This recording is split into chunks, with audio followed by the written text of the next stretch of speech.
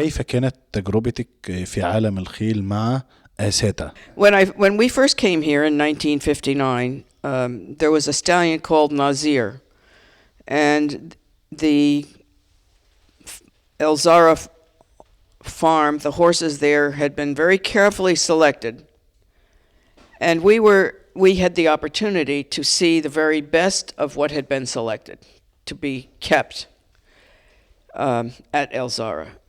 And we were very fortunate that Dr. Marsafi at that time, who had just taken over the farm, allowed us to choose 3 horses. And we were just married. We didn't have a lot of money, so it was a big stretch for us. I mean, it was a very difficult decision. Can we spend this kind of money to buy these horses, to take them to America?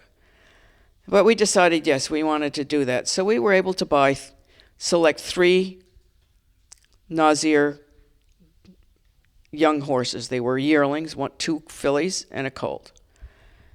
And they had a very special look, as did many of the Nazir get. But these 3 were something that was in our mind's eye that just filled, like if you do a great painting, you know that you've accomplished something. And these just jumped out to us. They said, these are what we want. So we took these 3, and as they grew, we began to see a special quality in them. And then when we came back to Egypt, we began to see again, where could we go with this? How could we develop our vision?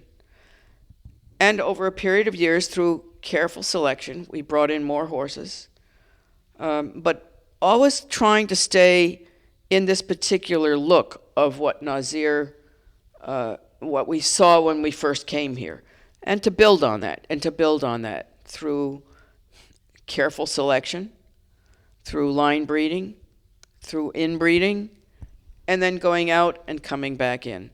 So it was like painting a picture.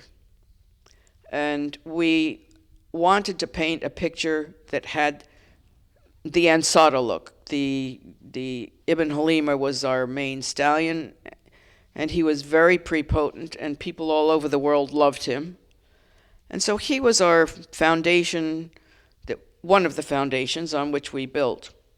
So that was kind of how we put Ansata together. We never lost sight of the vision that we saw in our mind's eye. We always tried to keep that picture on the wall of where we wanted to stay. We didn't breed because the market went this way to some other type of a horse or another. Maybe somebody sold something very expensive because it was a different bloodline. No. We stayed with what we believed in. Because if you believe in what you're doing and it's good, people will always find their way to you. And 50 years of breeding this way, I'd have to say a lot of people found their way to our place that was in the middle of nowheres, in the mountains and in the middle of the United States. And so now Ansata horses are all over the world. But we always look to Egypt as it having been the foundation, and there's a very special energy, in this country. I don't know if it's the pyramids, but everybody looks to Egypt as a motherland. And to me, I've always looked to Egypt as the home of this, of course, of this Egyptian horse, because that's where we got it.